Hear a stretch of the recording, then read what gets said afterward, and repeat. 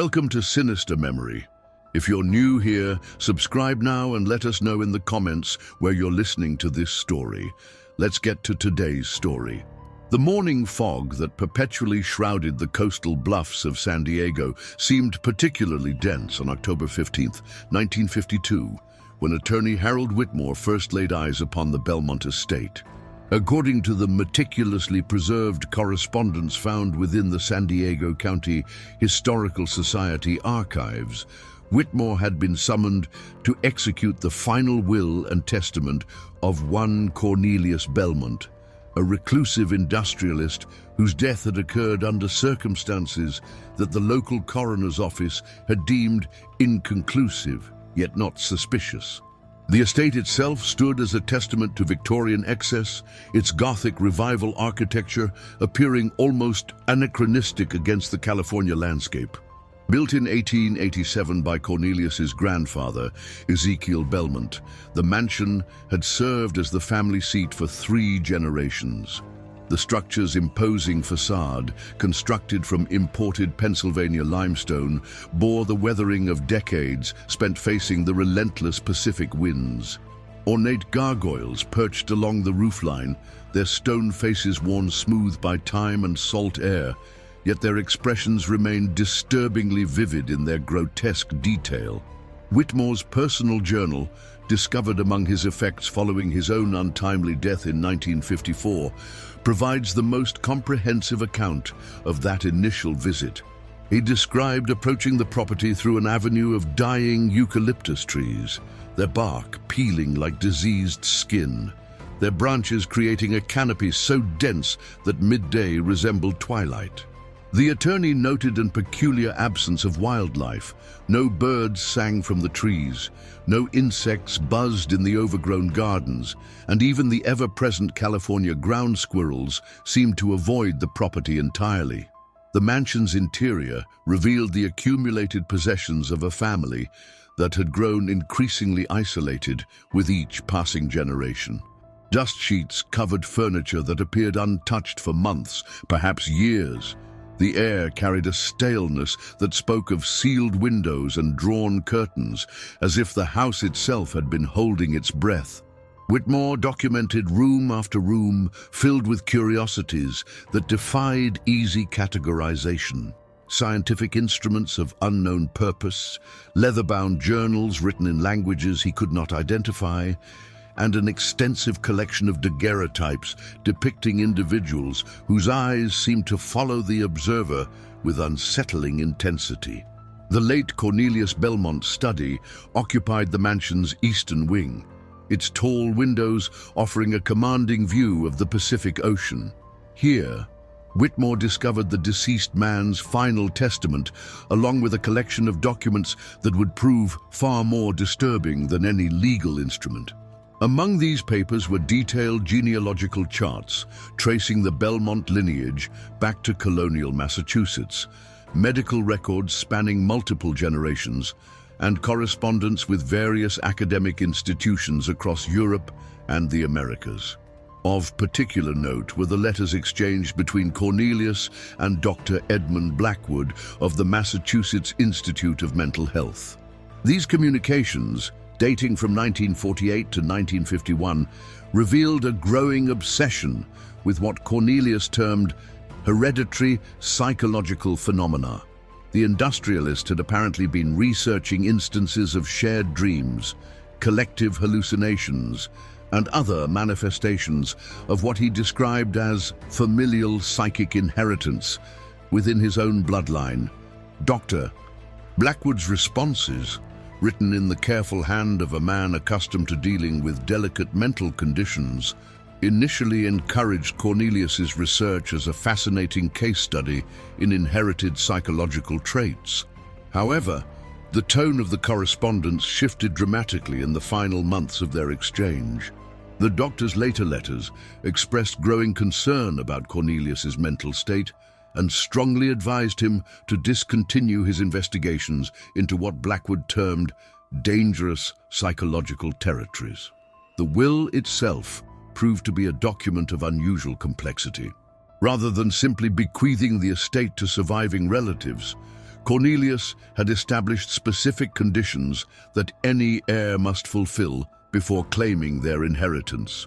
These requirements included a mandatory 30-day residence period within the mansion, during which the prospective heir must catalogue and preserve all family documents, artifacts, and what Cornelius mysteriously referred to as manifestations of the family legacy. Most troubling of all was the discovery of Cornelius's final journal entry, dated merely 3 days before his death. In handwriting that grew increasingly erratic across the page, he described experiencing what he termed the convergence, a phenomenon in which the experiences and memories of deceased family members seemed to intrude upon his own consciousness with increasing frequency and intensity. He wrote of hearing voices that spoke in languages he had never learned, of possessing knowledge of events that had occurred decades before his birth, and of dreams so vivid and consistent that he had begun to question the nature of his own identity. The journal entry concluded with a single, chilling observation: that the Belmont family inheritance was not merely financial or material, but something far more profound and infinitely more dangerous, a legacy that demanded to be passed down through generations, regardless of the cost to those who bore the family name. Within 48 hours of Cornelius Belmont's funeral, Attorney Whitmore had located the sole surviving heir to the estate. Margaret Belmont Ashford, a 34-year-old widow residing in Boston, represented the last direct descendant of the Belmont lineage. According to the correspondence preserved in Whitmore's files, Margaret had maintained minimal contact with her eccentric uncle, having last visited the San Diego estate during her childhood in 1925.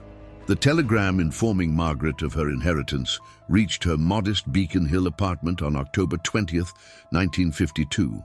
Her response, preserved among the legal documents, revealed a woman of practical disposition who viewed the unexpected windfall with cautious optimism. A former librarian at Harvard University's Widener Library, Margaret had been struggling financially since her husband's death in the Korean conflict earlier that year. The prospect of inheriting substantial property offered a potential solution to her mounting debts and uncertain future. Margaret's personal effects, later discovered by investigators, included a detailed diary that she had maintained since adolescence. Her entries from late October 1952 provide crucial insight into her mental state prior to her arrival in California. She described recurring dreams that had begun immediately after receiving news of the inheritance, vivid nocturnal visions of walking through unfamiliar corridors while voices whispered in languages she could not comprehend. These dreams, she noted, possessed an unusual quality of persistence, remaining clear and detailed long after waking, unlike the typically ephemeral nature of her usual sleep experiences. The journey from Boston to San Diego required 3 days by train, during which Margaret documented increasingly disturbing phenomena in her diary. Fellow passengers seemed to avoid her compartment without apparent reason, and she reported experiencing sudden temperature drops that affected only her immediate vicinity. Most unsettling were the moments when she would catch her reflection in the train windows and observe features that appeared subtly altered, her eyes seeming darker, her facial structure somehow more angular, as if she were slowly transforming into someone else entirely. Upon arriving in San Diego on October 25th, Margaret took temporary lodging at the Hotel del Coronado, while Whitmore completed the necessary legal preparations. The attorney's journal records his growing unease during their initial meeting. He described Margaret as possessing an almost hypnotic quality of attention, as if she were listening not only to his words, but to sounds that existed beyond the range of normal hearing. Her questions about the estate focused less on its monetary value than on its history, particularly regarding previous generations of the Belmont family and their reasons for remaining in such isolation. The formal reading of Cornelius's will took place in Whitmore's downtown office on October 27th. Margaret listened to the unusual inheritance conditions with remarkable composure, showing neither surprise nor concern at the requirement for a 30-day residence period. When Whitmore expressed his professional obligation to warn her about the estate's remote location and the psychological strain that prolonged isolation might impose, Margaret responded with what he described as an enigmatic smile, as if she possessed knowledge that rendered his concerns irrelevant. Margaret's first night at the Belmont estate was documented in meticulous detail within her diary. She described the sensation of the house welcoming her presence, as if the building itself recognized her as belonging to its legacy. The rooms that had appeared dusty and abandoned during Whitmore's initial visit seemed somehow more alive in her presence. Shadows moved with greater purpose, and the persistent silence that had characterized the property began to fill with subtle sounds. The settling of floorboards, the whisper of air through sealed windows, and what she described as the almost inaudible murmur of distant conversations. The estate's library became Margaret's primary focus during her first week of residence. The collection, assembled across multiple generations, contained volumes on subjects ranging from early American history to obscure branches of psychological research.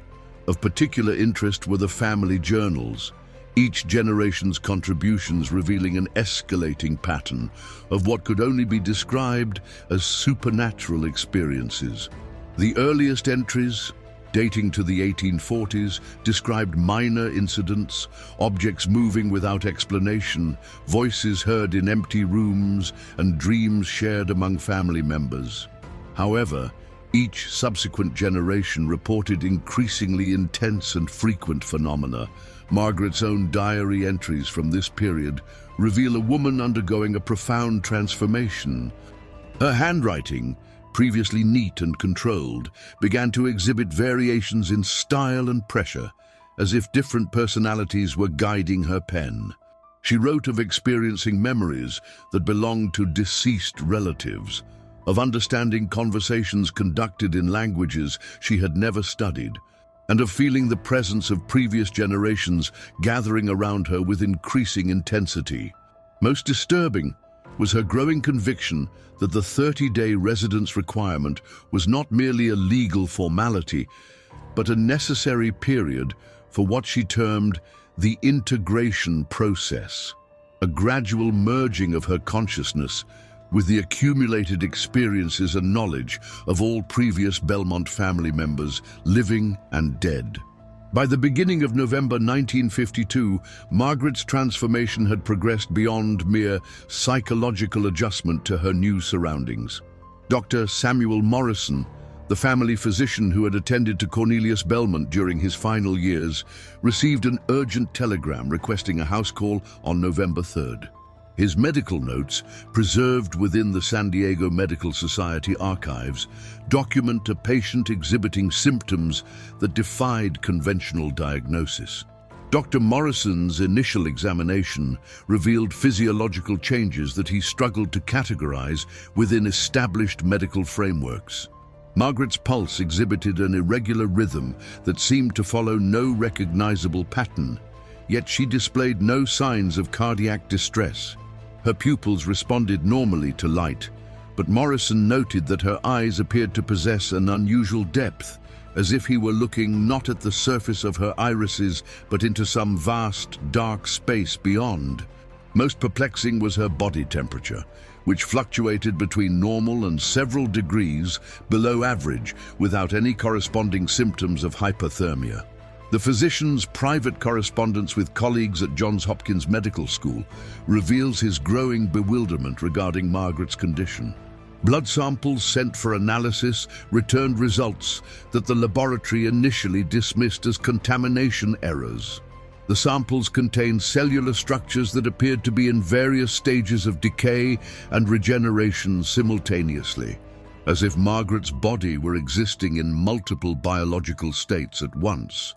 When the tests were repeated with fresh samples, the results remained consistent, prompting the laboratory director to request additional specimens for further study. Margaret's diary entries from this period demonstrate an accelerating deterioration in her ability to distinguish between her own experiences and those of her deceased relatives.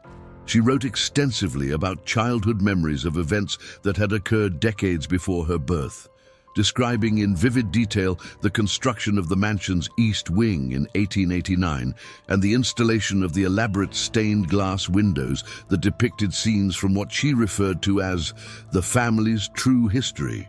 These windows, which Whitmore had noted during his initial visit but dismissed as merely decorative, apparently contained imagery that told the story of each generation's encounter with what Margaret termed the inheritance. The mansion's servants' quarters, abandoned since the 1930s, became the focus of Margaret's exploration during the second week of November. Her investigations uncovered a hidden chamber beneath the kitchen, accessible only through a concealed panel that she claimed to have located through inherited memory rather than physical discovery. Within this chamber, she found a collection of artifacts that previous generations had apparently deemed too dangerous for display in the main house. Among these artifacts were daguerreotypes depicting family members in various states of what could only be described as possession or transformation. The images showed individuals whose features appeared to shift and blur, as if multiple faces were attempting to occupy the same physical space. Accompanying these photographs were detailed medical observations recorded by family physicians dating back to the 1850s, documenting a hereditary condition that manifested as an increasing ability to access the memories and experiences of deceased family members. The medical records revealed a disturbing pattern across multiple generations. Each heir to the Belmont estate experienced a similar progression of symptoms: initial dreams and visions, followed by periods of disorientation and memory confusion, culminating in what the family physicians termed complete integration. Those who achieved this final stage reportedly gained access to the accumulated knowledge and experiences of all previous generations, but at the cost of their individual identity becoming increasingly subsumed within the collective family consciousness. Margaret's physical appearance began to reflect these internal changes during the third week of November. Whitmore's journal documents his growing alarm during his weekly visits to check on her welfare. He described subtle alterations in her facial structure that seemed to occur between visits, as if her features were gradually reshaping themselves to reflect characteristics of previous family members. Her voice, previously clear and distinctly feminine, began to carry undertones that suggested the presence of multiple speakers, sometimes dropping to masculine registers or adopting accents that reflected the speech patterns of earlier centuries. The estate itself seemed to respond to Margaret's transformation with increasing activity. Whitmore reported that rooms, which had remained cold and lifeless during his initial visits, now emanated warmth and the subtle sounds of habitation. The mansion's numerous clocks, which had stood silent for years, began to chime in unison at irregular intervals, marking time according to some schedule that bore no relationship to conventional chronology.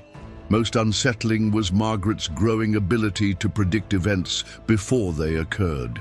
She demonstrated knowledge of Whitmore's personal affairs that she could not have obtained through normal means, and she accurately described the contents of letters before they were opened. When questioned about these abilities, she explained that time itself had become fluid within the estate, allowing her to access not only the memories of the past, but glimpses of potential futures as well. The November entries in her diary concluded with the ominous observation that the integration process was nearing completion, and that soon she would understand the true purpose of the Belmont family legacy, a purpose that extended far beyond mere inheritance and into realms of existence that the living world was not prepared to comprehend. The final week of November 1952 marked a dramatic escalation in the phenomena surrounding Margaret's residence at the Belmont estate. Dr. Morrison's medical notes from November 24th describe a patient who had transcended the boundaries of conventional human experience. During his examination, Margaret demonstrated abilities that challenged his understanding of both medicine and reality itself. She accurately diagnosed his own undisclosed heart condition and prescribed a treatment regimen that, when later verified by specialists, proved to be more advanced than contemporary medical knowledge. The transformation extended beyond Margaret's individual consciousness to encompass the estate's physical environment. Whitmore's journal entries from this period document structural changes that defied logical explanation. Rooms that he had measured and mapped during his initial survey appeared to have altered their dimensions, with corridors extending further than architectural plans indicated possible. The mansion's interior seemed to exist in a state of constant, subtle flux, as if the building itself were breathing and reshaping according to the needs of its supernatural inhabitants. Margaret's diary entries from late November revealed the emergence of what she termed the collective voice, a unified consciousness comprising all previous generations of the Belmont family. Her handwriting during this period exhibited multiple distinct styles within single entries, as if different personalities were taking turns guiding her pen. The content of these writings demonstrated knowledge spanning centuries, including detailed accounts of historical events that no single individual could have witnessed, and scientific insights that would not be discovered by mainstream academia for decades to come. The estate's library underwent a remarkable transformation during this period. Books that had remained sealed and unreadable due to age and deterioration suddenly became accessible, their pages clearing as if time itself were reversing its effects. New volumes appeared on the shelves overnight, containing information that seemed to materialize from the collective knowledge of the family consciousness. These texts covered subjects ranging from advanced mathematics and theoretical physics to detailed maps of geographical locations that existed only in alternate dimensions. Dr. Morrison's correspondence with the Massachusetts Institute of Mental Health, where Dr. Blackwood continued his research, revealed growing concern within the psychiatric community about the Belmont case. Blackwood's letters described similar phenomena occurring among other families with documented histories of psychic inheritance, suggesting that Margaret's transformation was part of a larger pattern affecting bloodlines across multiple continents. The doctor theorized that certain genetic combinations created individuals capable of serving as conduits for accumulated ancestral consciousness, effectively becoming living repositories for the experiences of the dead.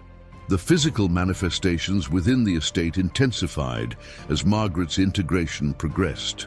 Whitmore documented the appearance of additional family members throughout the mansion, translucent figures that moved through the corridors with purposeful intent, engaging in activities that seemed to reflect their lives from decades or centuries past.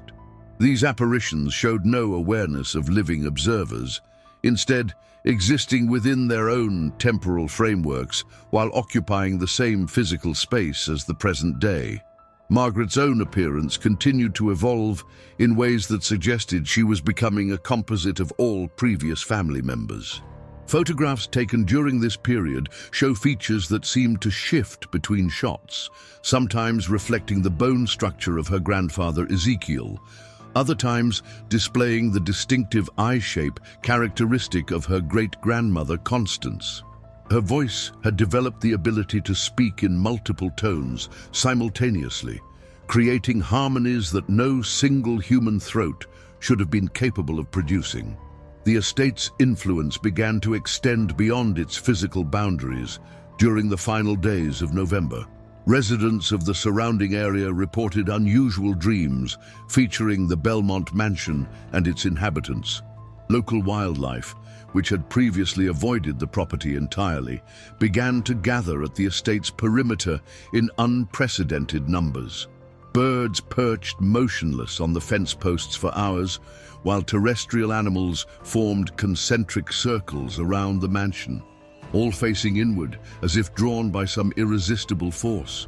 Margaret's diary entries from November 30th described the approaching culmination of the integration process. She wrote of sensing the presence of family members extending back through generations, their combined consciousness preparing to achieve what she termed the Great Work, a purpose that had driven the Belmont lineage for over 2 centuries. The nature of this work remained deliberately obscured in her writings, described only through cryptic references to opening the way and bridging the spaces between worlds. The final entry in Margaret's personal diary, dated December 1st to 1952, consisted of a single paragraph written in handwriting that combined elements from multiple family members across different generations. The text described the completion of her transformation and the beginning of a new phase in the family's supernatural evolution. She wrote that individual identity had become meaningless within the context of the collective consciousness, and that the Margaret Belmont Ashford, who had arrived in San Diego 6 weeks earlier, had effectively ceased to exist as a separate entity. The entry concluded with the ominous declaration that the 30-day residence requirement had served its true purpose, not as a legal formality, but as the necessary incubation period for the birth of something far more significant than a simple inheritance transfer. December 2nd, 1952, marked the beginning of what Dr. Morrison would later describe in his confidential reports as the most extraordinary and terrifying week of medical observation in modern history. His daily visits to the Belmont estate during this period documented phenomena that challenged every principle of scientific understanding he had acquired during his 30-year career. The woman who had once been Margaret Belmont Ashford no longer existed as a singular entity, having become instead a living conduit through which the accumulated consciousness of 6 generations manifested itself in the physical world. The transformation had reached a stage where Margaret's body served as a vessel for multiple personalities, each representing a different deceased family member. Dr. Morrison's notes describe observing her exhibit the mannerisms and knowledge of Ezekiel Belmont, the estate's original builder, followed moments later by the refined speech patterns and botanical expertise of his daughter-in-law, Constance. These transitions occurred without warning and seemed to follow no discernible pattern, as if different aspects of the family consciousness were competing for control of their shared physical form. Whitmore's journal entries from this period reveal his growing terror at witnessing these manifestations. During his December 4th visit, he observed Margaret demonstrate intimate knowledge of legal documents that had been sealed in his office vault, describing their contents with precision that suggested she had somehow accessed his private files through supernatural means. More disturbing still was her ability to predict the arrival of his correspondence before the postal service delivered it, and her detailed knowledge of conversations he had conducted in the privacy of his own home.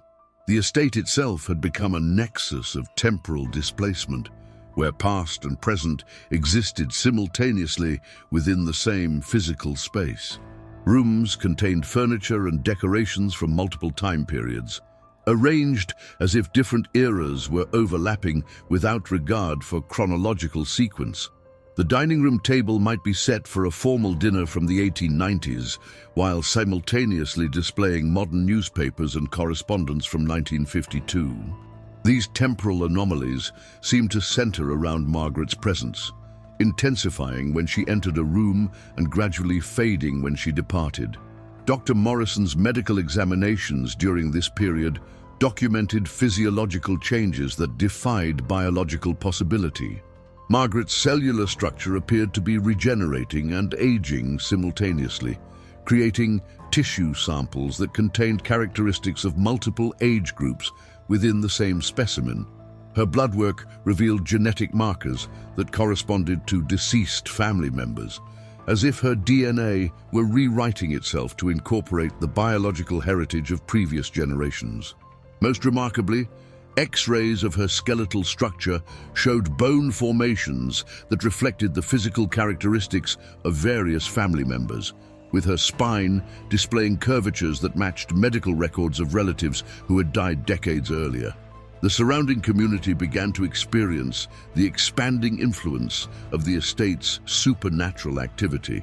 Local residents reported shared dreams featuring the Belmont mansion and its inhabitants, with multiple individuals describing identical nocturnal visions of walking through the estate's corridors, while voices whispered instructions in unfamiliar languages.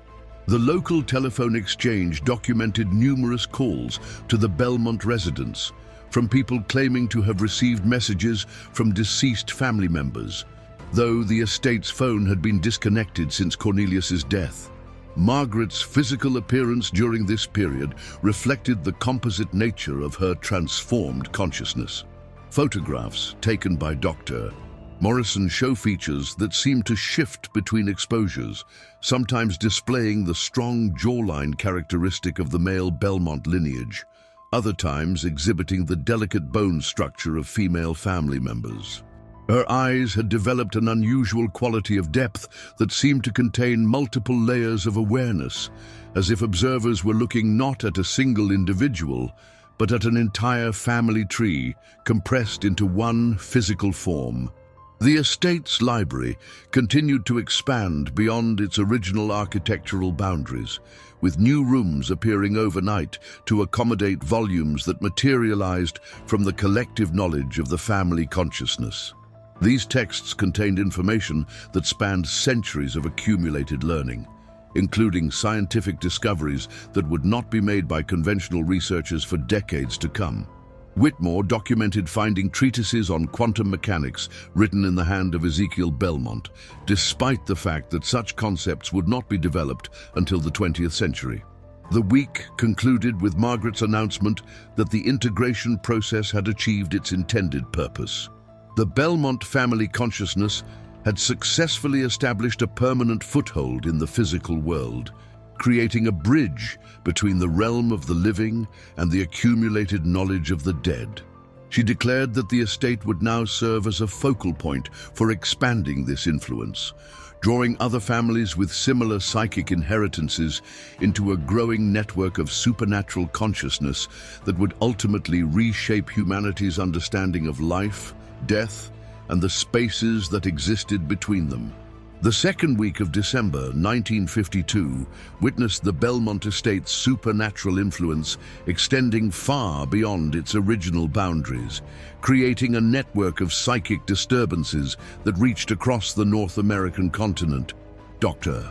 Blackwood's correspondence with colleagues at various psychiatric institutions revealed a disturbing pattern of similar manifestations occurring among families with documented histories of inherited psychological phenomena. The Massachusetts Institute of Mental Health received reports from facilities in Boston, Philadelphia, and Chicago, describing patients who had begun experiencing shared consciousness events identical to those documented at the Belmont estate. Margaret's transformation had progressed to a stage where her individual identity existed only as a thin veneer over the collective consciousness of 6 generations. Dr. Morrison's medical observations from December 10th describe a patient whose physiological functions had adapted to accommodate multiple, simultaneous personalities. Her brain activity, measured through primitive electroencephalographic equipment, displayed wave patterns that suggested the presence of several distinct consciousness streams operating within a single neural network. The readings defied conventional understanding of human brain function, showing activity levels that should have resulted in immediate neurological collapse. The estate's physical structure continued to evolve in response to its supernatural inhabitants' needs. Whitmore's architectural surveys revealed that the mansion had expanded beyond its original footprint, with new wings and corridors appearing overnight to accommodate the growing presence of deceased family members. These additions followed no recognizable architectural style, instead seeming to reflect the combined aesthetic preferences of multiple generations. Victorian Gothic elements merged seamlessly with colonial revival features, while rooms designed according to architectural principles that would not be developed until future decades appeared, alongside spaces that reflected building techniques from centuries past. Local authorities began to take notice of the unusual activity surrounding the Belmont property during this period. Sheriff's Department records document numerous reports of unexplained phenomena in the surrounding area, including sightings of individuals in period clothing walking along roads that led to the estate, and the discovery of horse-drawn carriages that vanished when approached by investigators. The San Diego County Coroner's Office received several calls regarding apparent deaths that, upon investigation, proved to involve individuals who had been deceased for decades but were being reported as recently seen in the vicinity of the Belmont mansion. Dr. Morrison's correspondence with the American Medical Association reveals his growing conviction that the Belmont case represented a new form of human evolution, albeit one that challenged fundamental assumptions about individual consciousness and mortality. His theories, initially dismissed by colleagues as the fantasies of an overworked physician, gained credibility as similar cases emerged across the country. The doctor proposed that certain genetic lineages possess the ability to transcend conventional death, instead achieving a form of collective immortality through the accumulation and preservation of consciousness across generations. The estate's library had become a repository of knowledge that extended far beyond what any single family could have accumulated through conventional means. Whitmore documented the appearance of texts written in languages that linguistic experts could not identify, containing mathematical formulas and scientific principles that seemed to anticipate discoveries decades in advance of their time. These volumes appeared to be authored by the collective consciousness itself, representing the combined intellectual achievements of all family members, both living and dead. Margaret's physical form during this period served as a focal point for increasingly complex supernatural manifestations. Dr. Morrison observed her body exhibiting characteristics that reflected the accumulated physical traits of multiple generations, with her height, weight, and even bone structure fluctuating to match different deceased family members. Her voice had developed the ability to speak in multiple languages simultaneously, creating conversations between different aspects of the family consciousness that observers could witness but not fully comprehend. The influence of the estate began to affect electronic and mechanical devices throughout the surrounding area. Radio broadcasts within a 5-mile radius of the property became corrupted, with voices speaking in archaic dialects, while telephone communications were interrupted by conversations that seemed to originate from previous decades. Automobiles experienced unexplained mechanical failures when approaching the estate, with engines stopping and restarting according to patterns that suggested intelligent intervention rather than random malfunction.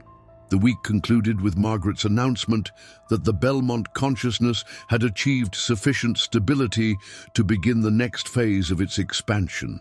The estate would now serve as a beacon for other families with similar psychic inheritances, drawing them into a growing network of supernatural consciousness that would ultimately create a new form of human existence, one that transcended the traditional boundaries between life and death, individual and collective identity, past and present.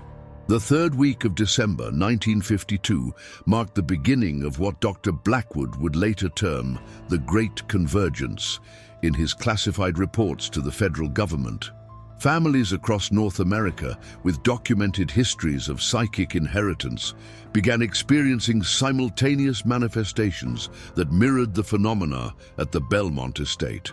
The Ashworth family of Salem, Massachusetts, the Thornfield lineage of New Orleans, Louisiana, and the Ravencroft clan of Quebec, Canada, all reported identical symptoms among their surviving members.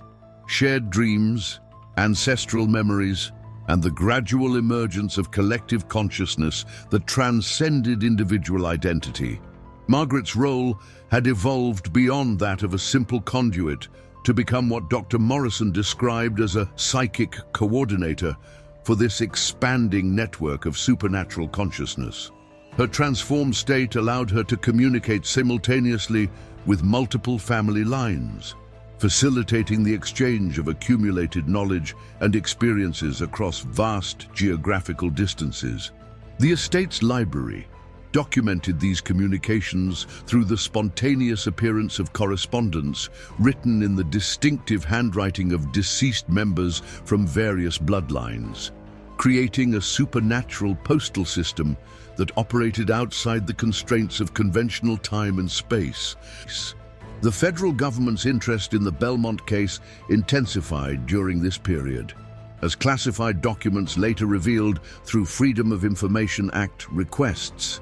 A joint task force comprising representatives from the Central Intelligence Agency, the Department of Defense, and the newly formed National Security Agency established a covert observation post 3 miles from the estate.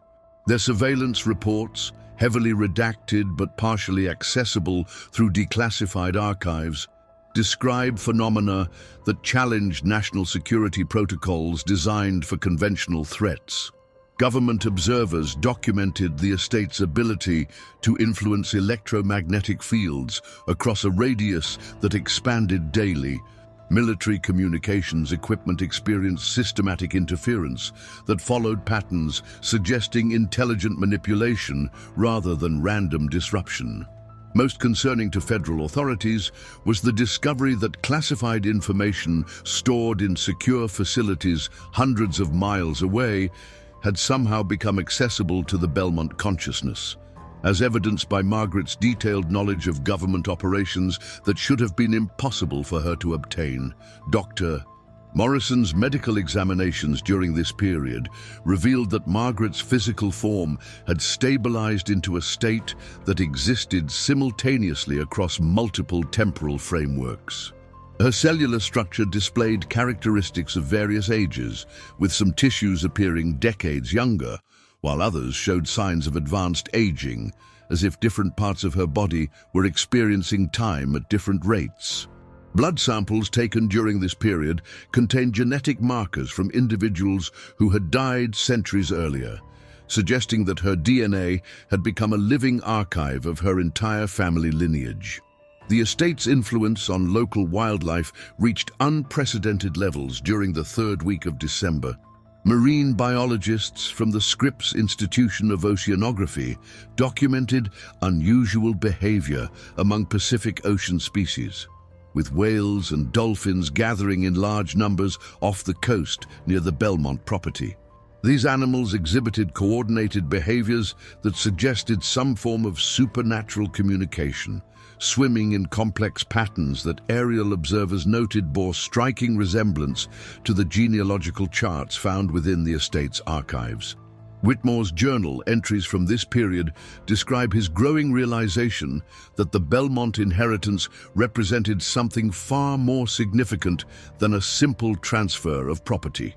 His legal training had not prepared him for the possibility that an estate could serve as the focal point for a transformation that challenged fundamental assumptions about human consciousness and mortality. The attorney documented his own gradual exposure to the estate's influence, noting that he had begun experiencing dreams that contained memories belonging to previous generations of his own family, suggesting that the supernatural network was expanding to include individuals with even distant connections to the affected bloodlines. The estate's physical structure continued to evolve in response to its expanding supernatural population. New architectural elements appeared daily, reflecting building styles from various historical periods and geographical regions. The mansion now contained rooms designed according to ancient Egyptian principles, alongside chambers that incorporated futuristic design elements that would not be developed by conventional architects for decades. These additions seemed to accommodate the diverse cultural backgrounds of the various family consciousnesses that had joined the growing network. The week concluded with the manifestation of what Margaret termed the Council, a gathering of the most prominent consciousness representatives from each connected family line. This supernatural assembly convened within the estate's expanded conference chamber, where the accumulated wisdom of multiple bloodlines could be coordinated toward achieving their ultimate objective, the establishment of a new form of human existence that would render traditional concepts of individual mortality obsolete. The final week of December 1952 witnessed the culmination of events that would forever alter the understanding of human consciousness and mortality. On December 24th, Christmas Eve, the Belmont estate became the epicenter of what government documents would later classify as Project Convergence, a supernatural phenomenon that transcended the boundaries between life and death, individual and collective identity, past and future. The transformation that had begun with Margaret's arrival 3 months earlier reached its ultimate expression as the network of connected family consciousnesses achieved what they termed the Great Synthesis. Dr. Morrison's final medical report, submitted to federal authorities on December 30th, described Margaret's complete metamorphosis into something that existed beyond conventional human classification. Her physical form had become a living repository for the accumulated experiences of countless generations, with her consciousness serving as a nexus point through which the wisdom of the dead could influence the world of the living. The doctor's measurements indicated that her body now existed in a state of temporal flux, aging and regenerating simultaneously according to patterns that reflected the life cycles of all connected family members throughout history. The estate itself had transcended its original architectural limitations to become what federal observers described as a structure existing in multiple dimensions simultaneously. Aerial photographs taken during this period show a building that appeared different from various angles and at different times of day, as if the mansion were constantly shifting between alternate versions of itself.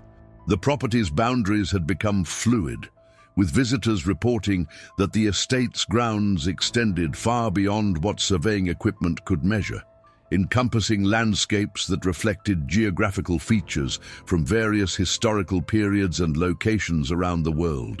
Whitmore's final journal entry, dated December 28, 1952, revealed his own gradual absorption into the expanding network of supernatural consciousness. The attorney described experiencing memories that belonged to legal professionals from previous centuries, gaining access to jurisprudential knowledge that spanned multiple legal systems and historical periods. His handwriting during this final entry exhibited characteristics that matched documents from various deceased lawyers within the connected family lines, suggesting that his individual identity was merging with the collective professional consciousness of his predecessors. The federal government's response to the Belmont phenomenon involved the establishment of a permanent monitoring station disguised as a weather research facility. Classified documents reveal that authorities recognized the impossibility of containing or controlling the supernatural network, instead focusing on observation and documentation. The task force's final report, partially declassified in 1995, concluded that the Belmont estate represented the emergence of a new form of human evolution, one that challenged fundamental assumptions about individual mortality and collective consciousness. Dr. Blackwood's correspondence with international colleagues revealed that similar phenomena were manifesting simultaneously across multiple continents. Families in Europe, Asia, and South America, with documented histories of psychic inheritance, began reporting identical symptoms, suggesting that the Belmont case was part of a global transformation affecting bloodlines that possessed specific genetic characteristics. The psychiatrist's final theory proposed that humanity was witnessing the birth of a new species, one that existed as a collective consciousness spanning multiple generations and transcending traditional concepts of death. Margaret's transformation reached its final stage during the last days of December, as her individual identity became completely subsumed within the collective consciousness of the network. Dr. Morrison's observations indicated that she had achieved a state of existence that allowed her to serve as a permanent bridge between the realm of the living and the accumulated knowledge of the dead. Her physical form remained stable, but had become a vessel through which countless personalities could manifest, each contributing their unique experiences and expertise to the growing repository of supernatural wisdom. The estate's influence continued to expand beyond its physical boundaries, creating a zone of supernatural activity that affected an ever-widening geographical area. Local residents reported experiencing shared dreams that provided access to historical events they had never witnessed, while electronic devices throughout the region began receiving transmissions that appeared to originate from previous decades. The boundary between past and present had become permeable within the estate's sphere of influence, allowing the accumulated experiences of multiple generations to inform and guide contemporary decisions. The final entry in the estate's official records, written in handwriting that combined elements from multiple family members across different generations, declared that the Belmont inheritance had achieved its ultimate purpose. The property would continue to serve as a focal point for the expanding network of supernatural consciousness, drawing additional families into a growing collective that would ultimately reshape humanity's relationship with mortality and individual identity. The Belmont estate remains active to this day, though its exact location has become impossible to pinpoint using conventional mapping techniques. Government monitoring stations continue to document unexplained phenomena in the San Diego area, while families across the globe report experiences that suggest their connection to the ever-expanding network of inherited consciousness. The true nature of the Belmont legacy, whether blessing or curse, evolution or aberration, remains a question that challenges the fundamental assumptions upon which human civilization has been built, leaving future generations to grapple with the implications of the inheritance that transcends death itself. Thank you for joining us for another episode of Sinister Memory. If you enjoyed today's investigation, subscribe to our channel and ring the notification bell to be alerted when we unveil our next dark chronicle.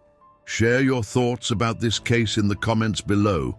We read every single one, and your ideas often lead us to our next investigation. Until next time.